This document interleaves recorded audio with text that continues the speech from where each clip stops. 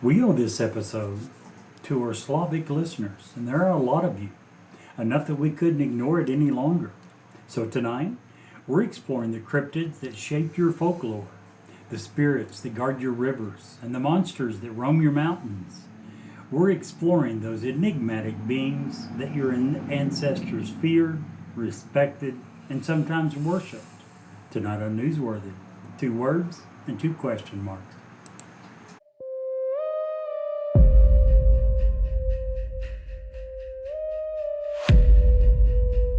I'm Steve, and I've not seen a conspiracy that I don't like.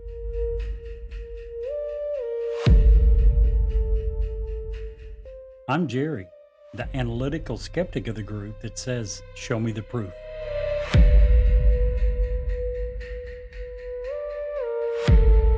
I'm Brett. I'm the mediator between the two elders and usually cast the deciding vote.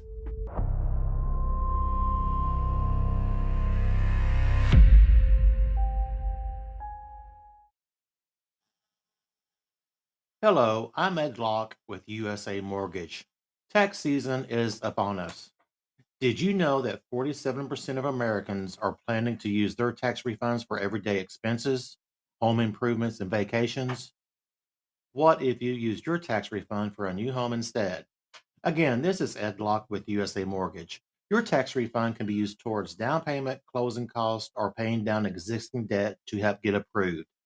So before you spend that tax refund, let's get together and see how to best utilize those funds to invest in your future and your new home. Call or text me at 502-680-0953. Again, that's 502-680-0953. NMLS ID 448-9808, Das Acquisitions LLC, doing business as USA Mortgage, NMLS ID 227262. This is not a commitment to lend. Additional terms and conditions apply. USA Mortgage is an equal housing lender. Before we get into tonight's stories, I want to take a moment and speak directly to a group of listeners who've been with us almost since the very beginning. A group that shows up every week, no matter what corner of the world we wander into. A group that has supported this show with a kind of loyalty that honestly humbles me. Slovakia, this episode is all for you. You've been tuning in for nearly 5 years now, long before we ever realized our little show would reach across oceans and mountain ranges. Every time I see your country pop into our listener map, it reminds me that stories don't belong to borders. They belong to people, to curiosity, to that spark inside of us that wants to understand the strange and the beautiful throughout the entirety of the world. Your folklore, your mysteries, your legends, they're incredible. They're deep, they're old, they're powerful. They carry the weight of the Carpathians and the whisper of the forests that have been watching humanity for longer than history can even measure. The fact that you've welcomed us into those stories, that you allow us to explore them with you, it means more than I can ever say. So tonight, we're shining the spotlight right back on you, on your rivers and on your mountains, on your spirits and your ghost, on your castles that breathe and your creatures that linger in the dark. This is our way of saying thank you. Thank you for listening. Thank you for supporting. And thank you for letting us be a part of your world. Slovakia, we see you every single week. We appreciate you, and we are honored tonight to tell your stories. Jerry, let's get started. Absolutely. Yeah, it still absolutely blows me away when I see the number of listeners from Slovakia and other countries as well. But Slovakia, for a long period, for years, has been our number 2 country behind all of the United States. And we are still mystified. We're still humbled and blown away that's almost always at. I don't think it's fault. There was a 1 month period maybe that it fell out of the top 5. Yep. Unbelievable. And when we first started this, I believe, and I could be wrong, I'm old, so please don't hold it against me. But I believe Germany was the first country outside of the United States that downloaded an episode, and Slovakia was number 2. That's how long they've been with us. Somebody over there in Slovakia, and the numbers keep growing. So for all of you in Slovakia that are telling your friends and family about us and tuning in, tell them thank you. We appreciate it very much. Absolutely. I don't even know. I think Russian is the primary dialect. I don't know that to be fact. I know that the Slovaks have inhabited that land for over 1,500 years. A long time. But I hope they must speak some sort of English, or it gets translated or something. But I just freaking love it, and I appreciate it. I don't know about that country, but in many countries around the world now, English is the de facto number 2 language, mainly because of its use in business and all that throughout the world. So there's a ton of countries in the world that teach English even to As a second language. as a second language to even young, often elementary school students. Yeah, that's what all countries should do. To be honest, we talk all the time about how terrible our system is here in America for not forcing that second language, for not Yes. making saying- us being able to speak out 2 or 3 languages. You aren't saying everyone should convert to English. No, You're no, no. saying I'm more saying countries need to diversify their teach speech. second, absolutely. I mean, even if it, and this isn't a matter of pride thing. This is a financial thing. A lot of business is handled in English, be it through England, Britain, the European nations, or the United States. So maybe English should be a second language, but in America or in English-speaking countries, we should also be forced to learn a second language. I would love to speak a second language. I can barely speak English, but there we go. Absolutely agree with that. Man, we got some really cool stuff tonight that we're going to cover. And each of us, so the way we broke this down tonight for Slovakia, and we're going to do this to all the countries that support us the way Slovakia has. We've done one a couple of months ago for Vietnam. We did. And I love it. I don't know about you, Jerry, but the learning and the thought and digging into these country or area specific things about if you listen to the show tonight, you're going to hear things you've never heard before. That's a guarantee. Yep. And that's what I like about it. The other thing that has absolutely blown me away is the opposite. How much similarities there are between the stories. Again, if you're talking about Slovakia or Russian or United States and Mexico, we're neighbors. So it would make sense of why those stories would pass from group to group. But when you're talking about countries around the world and yet you continue to hear stories that are extremely similar. Bigfoot, Sasquatch, Yeti, we've talked about that. But we're going to find out tonight it's not just the big hairy guy. It's many of the other cryptids that you find the immense, eerily similarities between these stories of countries that are vastly far apart. And maybe, if we're lucky and time permits, even what isn't terrestrial are very similar, which those are the ones that are really scary too, nice. Because I'll preface that by saying if an alien, and I'm using air quotes, is over the United States and it doesn't get shot down, then it's a possibility it's one of ours, right? Sure. If that same exact alien is over a foreign country and doesn't get shot down, that's a little different story. In just my opinion. And we'll get to that hopefully a little later. You kind of lost me a little bit there.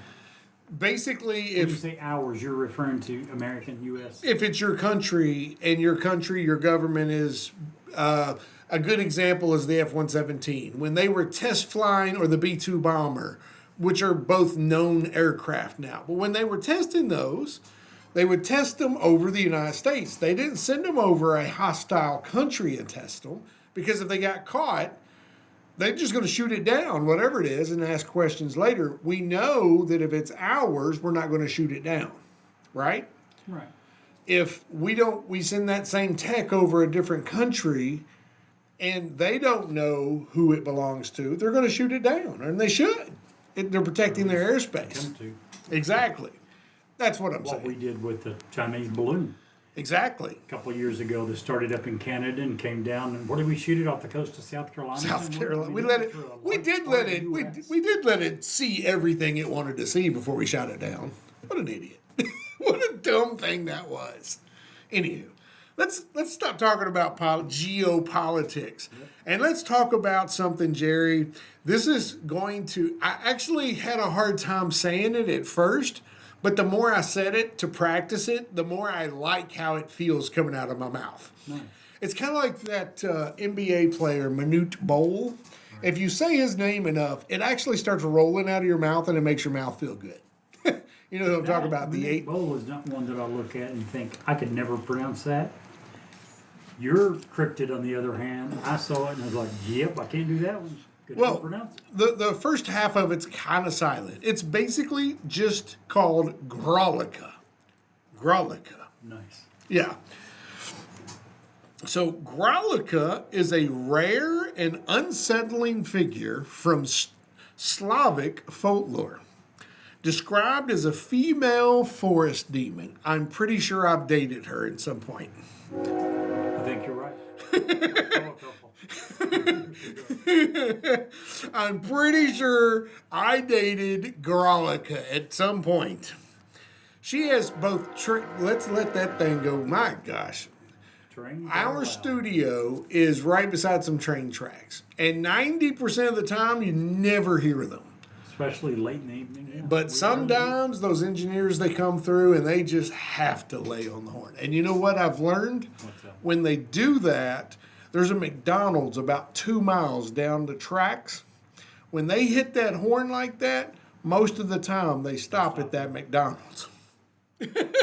Which is really bad for the people who need to cross the tracks by our studio because the train's usually still halfway across the tracks. That can't be legal. I'm sure they make up some emergency Oh, or yeah. something to give it a halfway valid. But yeah, you can't just stop and block miles of roads because you want to go over here to McDonald's for dinner. Anyway, we're getting so off track. So, Grolica is a rare and unsettling figure from Slavic folklore, described as a female forest demon with both traits of natural spirit and monstrous being. Her legend survives only in scattered regional tales now, mostly around the areas of, man, this is where I have trouble, Vozelin and Bistikra. I know I butchered those. You can leave comments down below, please. And she's considered one of the most obscure Slovakian cryptids. Now, according to folklore and all of the sources that I could find, Grolica is depicted as a gigantic woman, black as coal, feet like shovels and hands like spades. Her waist is thick as a barrel, shoulders as wide as a bed, and her eyes are as large as pie plates. I don't know about you, Jerry, but I wouldn't want to meet her in a dark alley. Absolutely. She has a wild, tangled hair that reaches her waist, breast like jugs, which she throws over her shoulders. So it's not all bad. I knew that was coming with you. I knew it. When she catches a person, she forces. You're going to love this part. Okay. Are you ready? I'm ready. Bring it on. When she catches a person, Jerry, she forces her breast into their mouth until they suffocate. So now we know we're motorboating originally. It is a grotesque inversion of maternal imagery. So this entire folklore was designed to corrupt you. Apparently. Her presence is signaled by a long, mournful hooting sound, similar to an owl's call. In some regions, particularly near Bariska, She was said to have no visible form, existing only as a haunting voice echoing through the mountains. Folklorists, however, trace Gralika's roots to Old Slovak nature worship, where she embodied raw, untamed forces of the wilderness. She often is compared to Runa, a forest goddess or demoness, depending on how you look, and to Banak, a woodland deity. I am butchering these names. Please don't hate us. Far better job with them than I would have. Her maternal yet deadly behavior may symbolize the duality of nature, nurturing yet destructive. Some scholars link her to the Mauma, that's a fun word, a Slavic forest hag who steals and swaps human children. I don't want to be compared to Mauma, a forest hag. Totally agree. By the late 19th century, most of the tales of Gralika had nearly vanished from Slavic oral tradition. Folklorists such as Tatiana Sibolva notes that her myth was already sporadic and rare in folk storytelling. Modern Slovak folklore enthusiasts and cryptid researchers classify her as a forgotten demon, distinct from her more common entities like the vodnik or the sirt. That is Gralika in all of her wonderful wonder. You're right. Once you say that a time or two, it does begin to almost roll off the tongue. Gralika. Gralika. Yeah. I like it. Interesting. Very interesting, and I'm glad that we could bring something up that most Slavic people may have forgotten about. That makes me even happier. And you know, I mentioned about how similar some stories were right after you just said that we're going to be talking about things that a lot of people have never heard of.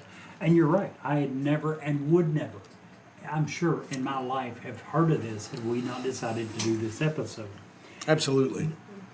Vodnik that I'm going to be covering is kind of the opposite. It's very similar. I'd never heard of it. So again, that part is absolutely the same. We talked about how amazing it is when you're talking about cryptids. In many cases, you hear these stories that are just so similar to ones that we've already heard. And also, in many cases, these stories have been told for hundreds of years, if not longer. It's certainly true, as I mentioned, with Bigfoot, Yeti, Sasquatch, whatever, it goes by many names. But these are countries around the entire world that have got very similar stories. Well, the same is also true with the Slovakian cryptid that I'm talking about tonight, Vodnik, the drowned man of the Carpathian waters, the green-skinned trickster who lives beneath the surfaces of rivers and mill ponds. Let me just stop you real quick, because you always do the ones where they just under the surface of the water. Remember, right? And it's creepy to me. That's what I was going to talk about, was how similar this one is to, do you remember his name? No. Mada. Mada. Ago when we were doing Yes, Vietnam. These cryptids. It just creeps me out. And I don't know, have you seen Game of Thrones? Sure, all of it. The scene where they're in the lake of the damned, I think is what it's called, and the people are just under the surface. There is nothing creepier to me than things under the water. And especially, can you imagine if you looked and saw something moving and you focused and you realized it's got a human shape? Yeah. And you begin to look and it's more and more human as you look at it? Yeah, I can't begin to imagine.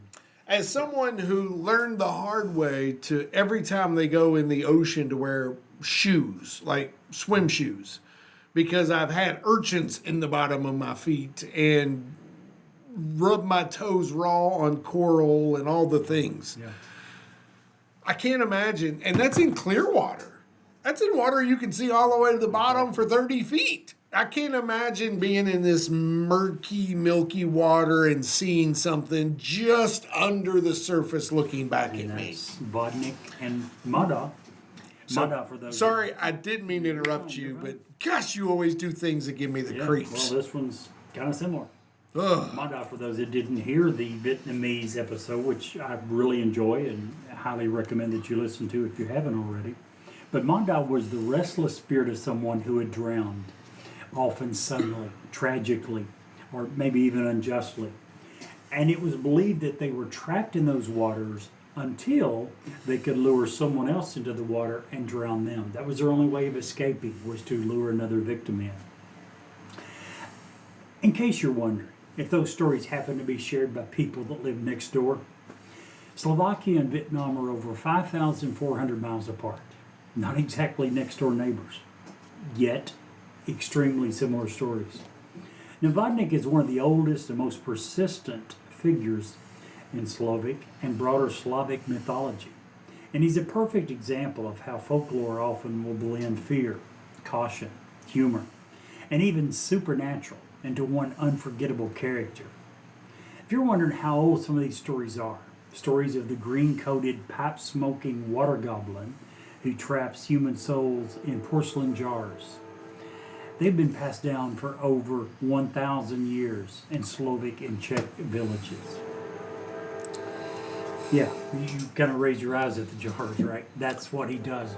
One soul per jar. He has these jars, according to the legend, and each person that gets trapped gets put into their own jar. Yeah, well, Vodnik isn't a ghost. He isn't exactly a demon. He's a water spirit. He's usually male, usually pale or greenish in color. He has long wet hair, a scraggly beard, and clothes that look like they've been soaked for a century, which, how surprising is that when you live in the water? In some stories he's frog-like. In others he looks almost human. At least that is until you see his eyes. He's not a mindless monster. He's very clever. He's often mischievous. And he has a hobby that makes him one of the most unsettling figures in European folklore. His hobby is collecting souls. Not metamorphically, literally. They are said to store them in ceramic pots or jars at the bottom of their ponds. Each pot contains the soul of someone who drowned in their water. And the more pots he has, the more powerful he becomes. Obviously, that makes him even more apt, more keen to trap more people. Man, stay out of the water. Stay out of the water. And if you do get in the water, get out of the water and take a shower. Oh. If you do get out of the water, what? Take a shower. Yeah, get that off of you, because there's some funk on you if you get in that water. I'm just saying. Yeah. This is one of the things that separates him from most other water spirits. This guy's not just dangerous. He's a collector. Now, they're often tied to specific landscapes, slow-moving rivers, mill ponds, marshes, deep forest lakes, old water mills. Anywhere that the water is dark, still, and often unpredictable. People believe that a vodnik was possibly lurking. In Slovakia, mill ponds are especially associated with it. These ponds were essential for grinding grain, but they're also very dangerous, deep, cold, full of hidden currents. People would often drown there. It wasn't unusual for that to happen. And obviously, folklore began to step in, possibly helping to explain why. The vodnik became the personification of accidental drowning. If someone vanished into the water, it wasn't just a tragedy. It was probably vodnik adding another soul to his collection. His personality will often change depending upon the region and the storyteller. In some areas, you have the dangerous vodnik. He's malicious. He lures people to the water with splashing sounds. He will sometimes break bridges. He weakens riverbanks and causes cave-ins. He will drag swimmers under, all just to steal souls to fill his pots. Now, this version is taken to be a warning. Respect the water, or it may take you. Then there's a mischievous vodnik. In these stories, he's more of a prankster. He tangles fishing lines. He ruins laundry that's left near the river. He will scare horses, splashing travelers. Yeah, big difference from the first one, right? He's annoying, not deadly, unless you disrespect him.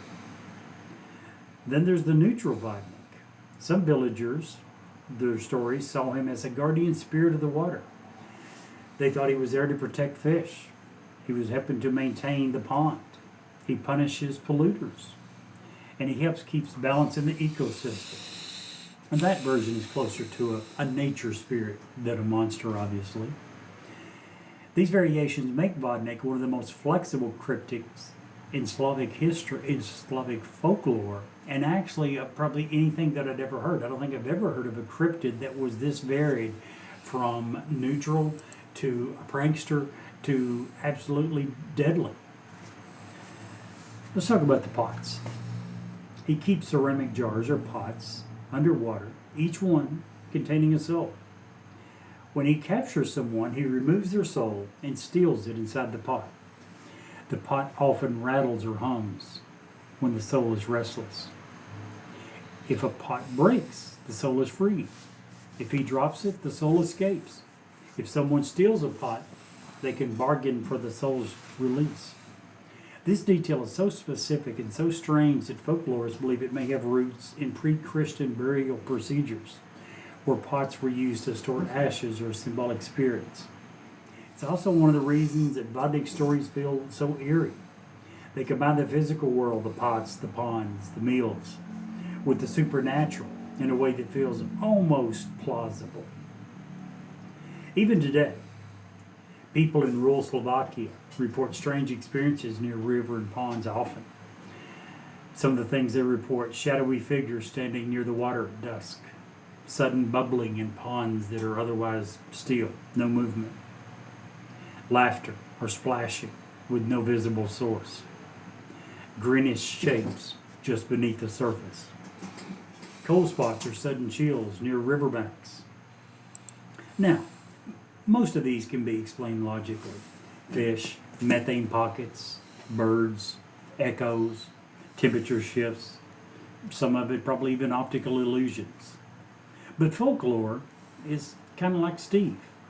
It doesn't care about boring things like facts or logic. It cares about gut feelings. You like that, huh? Well, yeah, considering what I'm about to end Vodnik. Okay. What's it Ooh, wrong? what about that? Slovakians are going to be happy. But yeah, what folklore and Steve cares about is gut feelings and the stories that keep children awake at night. Listen, Yeah. I'm just going to say that this year in particular, many of my conspiracies have become conspirafacts. I just want you to know. Give me a couple. I will. In the next episode, we're not going to take away from Slavic tonight, but I'm telling you, it's coming, For those baby. people that don't know Steve, that means he doesn't know of a single one, but he's going to try to figure out something that he can say, well, this is what it really means. That's what that means. Jerry's so wrong. I'm going to send Grolic after you, man. Back to Vodnik. Many historians believe that legends like Vodnik survive not simply because they're eerie tales, but because they perform an important cultural function. They help communities interpret the risks and mysteries of their environment and help to deal with it. It's often a warning to children: don't play near the water alone. Vodnik might get you. It's a way to explain tragedy. Before modern rescue techniques, drowning was unfortunately quite common. Vodnik gave families a narrative, a reason, even when the real cause was unknown. It's also a symbol of nature's power. Water is life, but it's also danger. And Vodnik embodies that duality. It's also a cultural icon. He appears in Slavic literature, Czech opera, folk art, modern cartoons, even local festivals today. He's one of the few cryptids who made the jump from fear to folklore celebrity. Vodnik is one of the most fascinating figures that you'll find in Slavic mythology. Partially, I think, because he's not just a monster, he's a metaphor. He represents the unpredictability of water, the fragility of life, and the way that communities create stories that help to make sense of danger.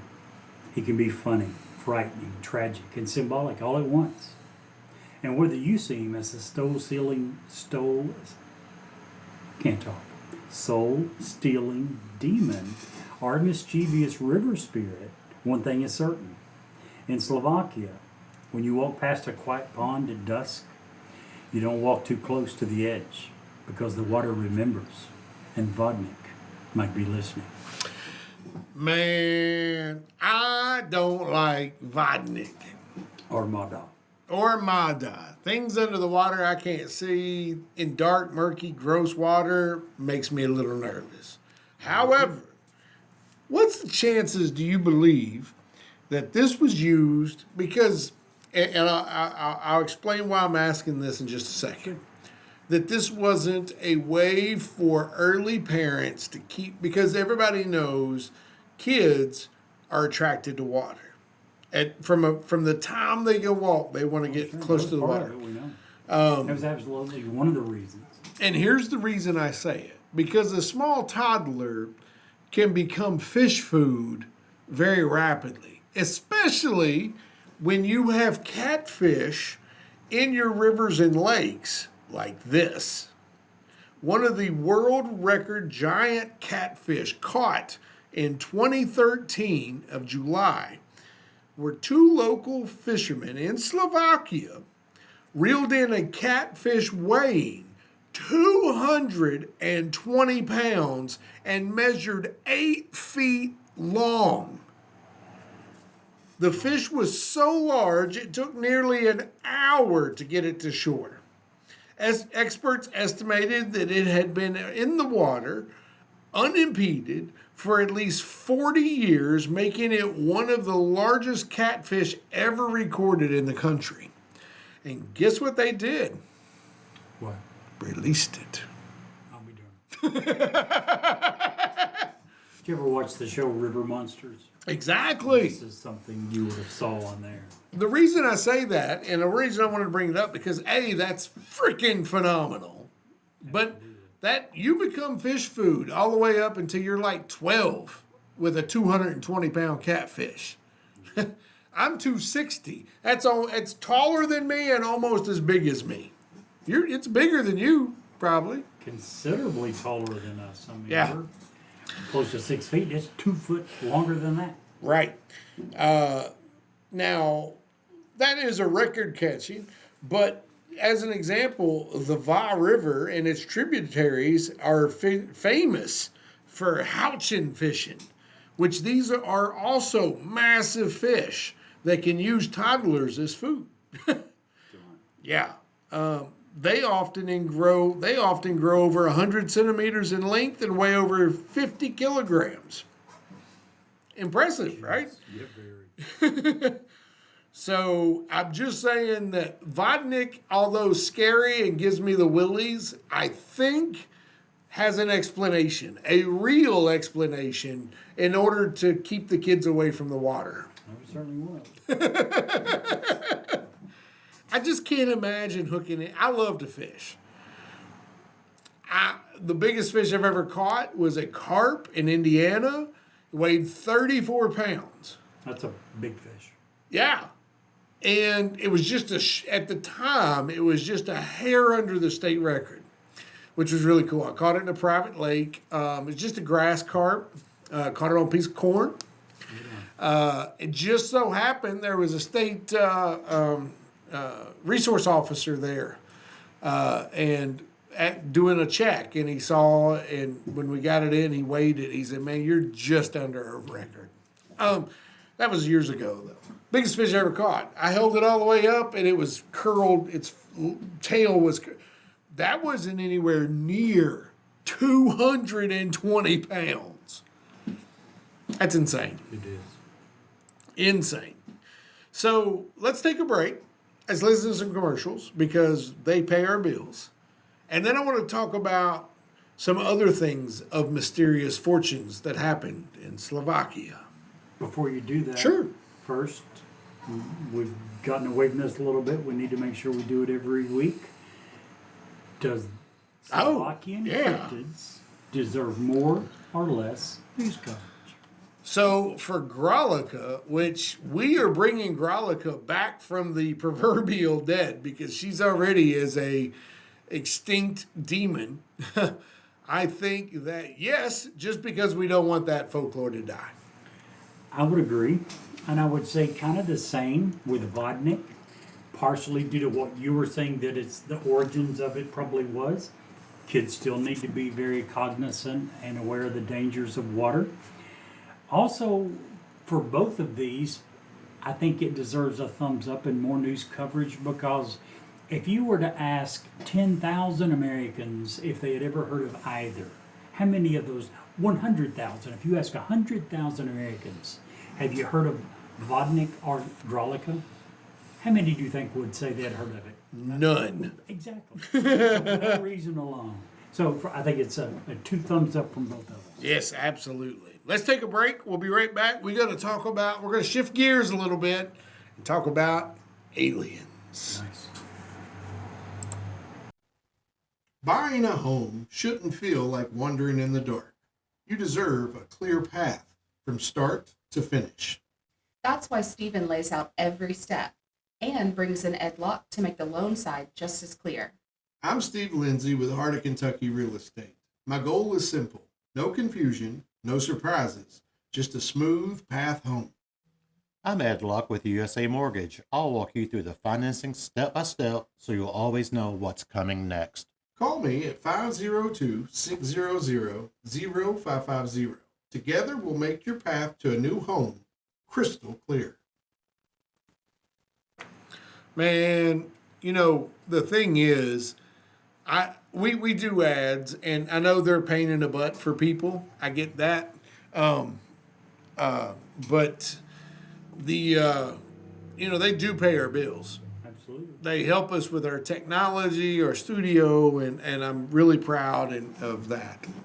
So one of the things that when we started talking about Slovakia, we get to do this so little. I didn't want to just focus on their cryptids or their folklore or their stories. Okay. I wanted to talk about things that could potentially matter to everyday citizens. The next one I'm going to talk about was the entire, from the 1990s all the way to the 2000s. That's pretty new, Absolutely. Considering. And I think that that's important. It's called the Trnava UFO wave. And I pray I'm saying that right. It is, I'll spell it, Trnava, Trnava. I'm just making that up. If it's not right, I'm sorry. This is just dumb old Kentucky boy trying to figure it out. So sorry if it's not right. But the Trnava UFO wave from the 1990s to the 2000s, multiple residents reported bright, silent lights hovering over fields with sudden vertical ascents, objects moving in sharp right-angle turns with zero aircraft radar confirmation. Local newspapers that covered these sightings for years, and they remain one of Slovakia's most persistent UFO clusters. What's that sound like? It sounds like a half a dozen people that we've talked to all over the United States that have had the exact same phenomenon over their house, over a field, over the lake where they were fishing.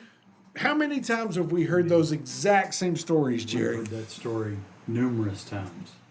And I believe most everyone that has said it.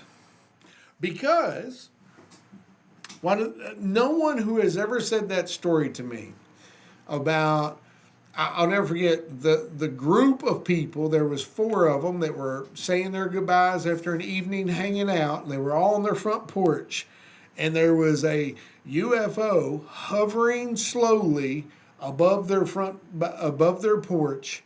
All 4 of them looked up, all 4 of them saw it, all 4 of them were in complete and total awe until it went poof and just shot straight up.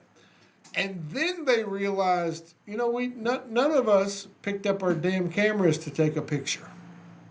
And that was the story. It wasn't a bunch of, ooh, they abducted me, or ooh, they did this, or they did.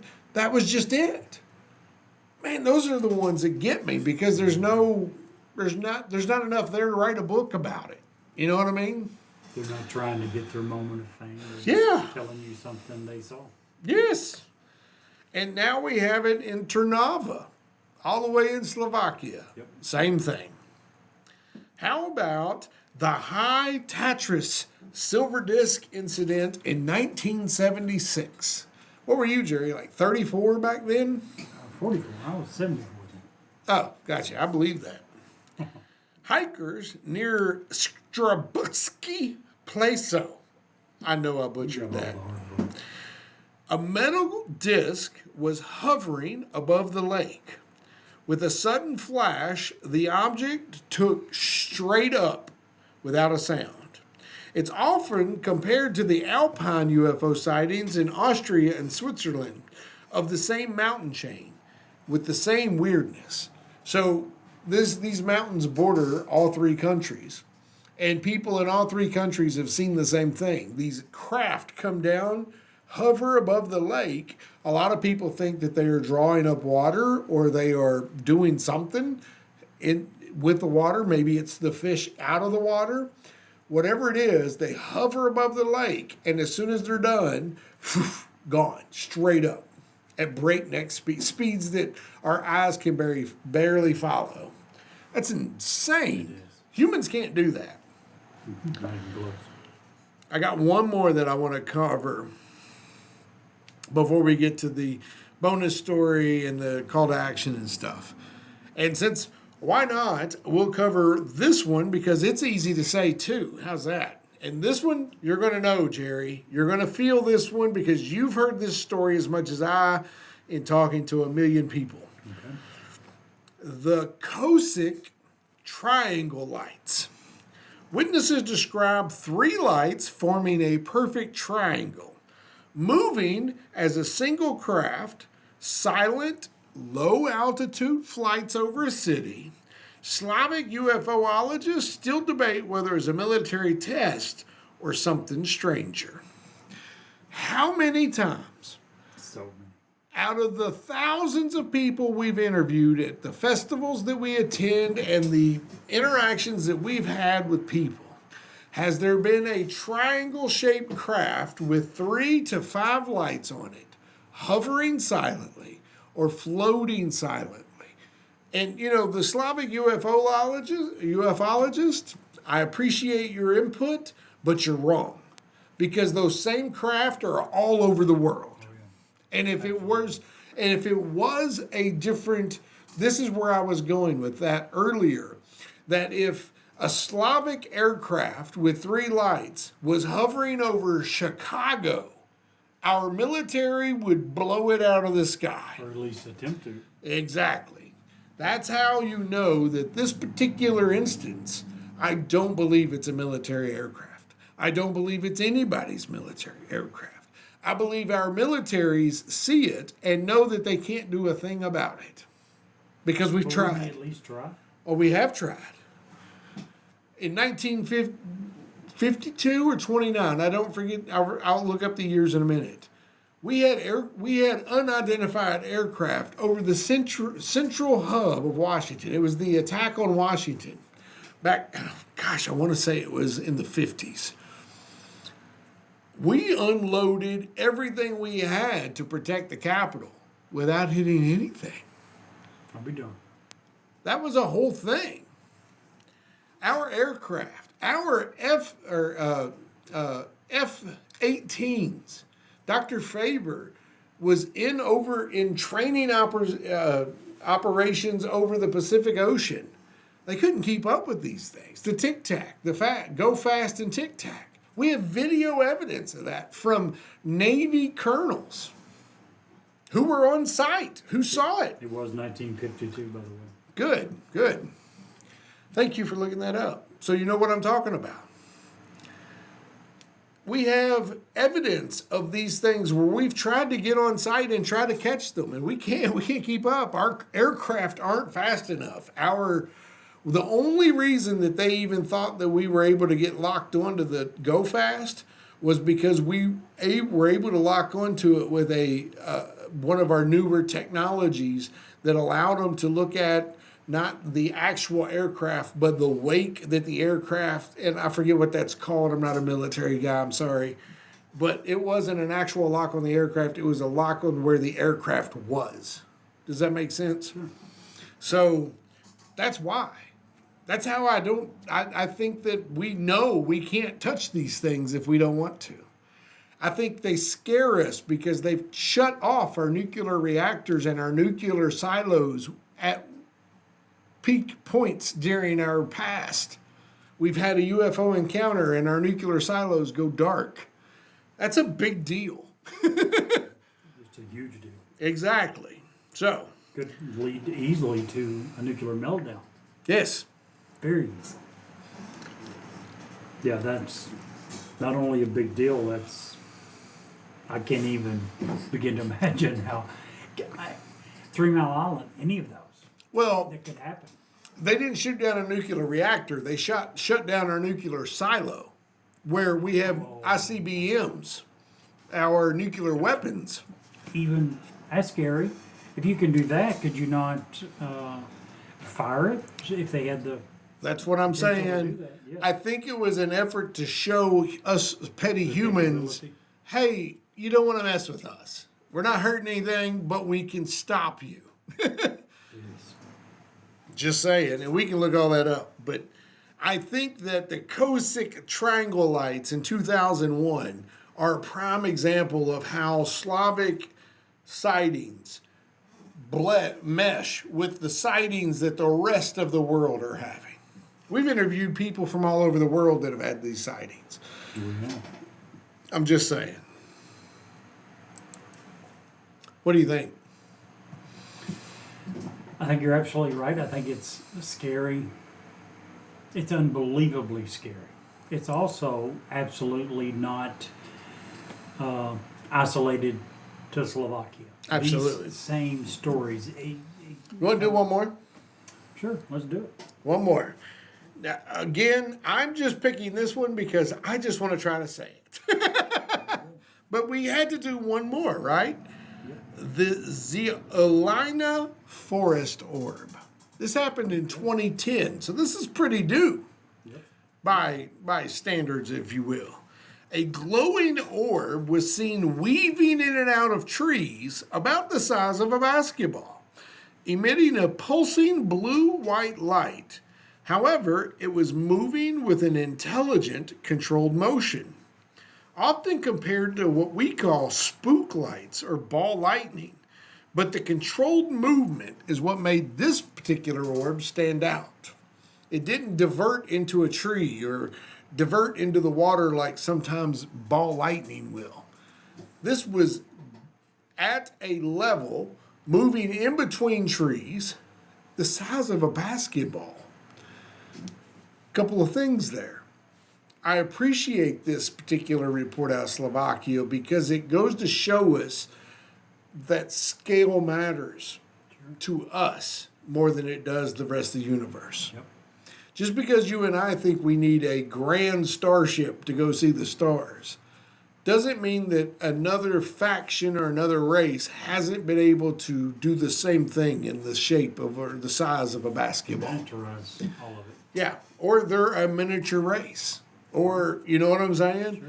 There's a scene at the end of, I want to say it was the last Men in Black, the last real Men in Black, with Agent J and K, where he opens the locker and we step out and we are the smallest thing there. Yep. I think that opened my eyes really for a fictional movie more than anything that I can remember, because it made me understand that we're not the biggest or the smallest thing in the universe. Yep. Even on our very skin, there are whole other universes. Sure. And who's to say we're not on one of those universes on the skin of some other huge, gigantic creature? Absolutely. You're like, my gosh, would you get out of this rabbit hole? Well, alien interactions with the Slovaks. I also want to give this a thumbs up. Because anytime we can get disclosure information, I think it's important. If you listen to our last encounters, please go listen to that with Dr. Terry Adair. He's going to say that that's probably not the case, that it's probably not aliens. We're going to have him back on the show because that was a fantastic interview, and we're going to get him back. But I think on this case, and I understand the argument that space is so vast and so large that it's unlikely, I think that if there is a race out there that is far in advance technologically than we are, then they can overcome those distances. Either be it wormhole or fabrications or whatever the case may be, I think that the imagination would allow that to happen. Just saying. So who's to say that these aren't real? Just saying. It's hard to argue. Hard to argue.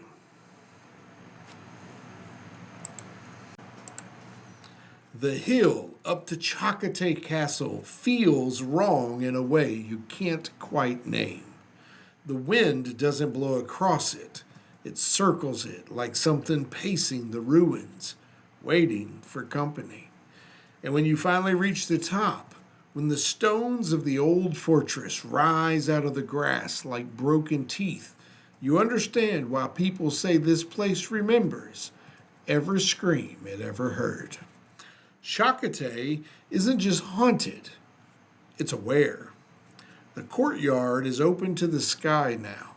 The roof collapsed centuries ago, but people still hear footsteps overhead. Slow, dragging, deliberate. I stood there imagining the weight of those steps, wondering who they belonged to. A victim, a guard, maybe a woman whose name has become legend, so tangled in truth and lies that historians can't even separate them anymore. Elizabeth Bathory, the Blood Countess, a Carpathian vampire, or maybe just a woman famed by power and politics. It really depends on who you ask. What's certain is this: girls died here. Dozens, maybe hundreds. And whether she killed them or somebody wanted the world to believe that she did, the castle absorbed every ounce of the fear that passed through its halls. There's a room, or what's left of it, where she supposedly was imprisoned, bricked in, left to die in the dark. When you step inside, the air changes, gets heavy, like the room is full of breath that isn't yours. People say they feel watched. Some hear whispering. One visitor claims she felt fingers brush against the back of her neck, cold and curious. Everyone who enters that room says the same thing when they step out. I wasn't alone. But the part that stays with me, the part that crawls under my skin, is what lies beneath the castle. The tunnels. A whole network of medieval passages that run under the hills in the village below. Some collapsed, some sealed, some still open if you know where to look. Explorers hear knocking down there, footsteps, voices, someone crying. One man said he heard a woman whisper, "Pomozi." I'm assuming that means help me. And then, almost too soft to catch, Nicodee Neomadine. I will never leave. The hills drink the sorrow. The castle exhales the screams. And the tunnels, they keep the secrets. Whether Elizabeth Bathory was a monster or a martyr, her story is carved into these very stones. And the land hasn't forgotten her. Some nights, hikers see a woman in white walking the ramparts. Some nights they hear chains. Some nights they smell iron, sharp, metallic, and unmistakable. And some nights the castle calls people by name. Chatteris stands alone on a hill, watching the village below. And if you listen closely, really closely, you might even still hear her.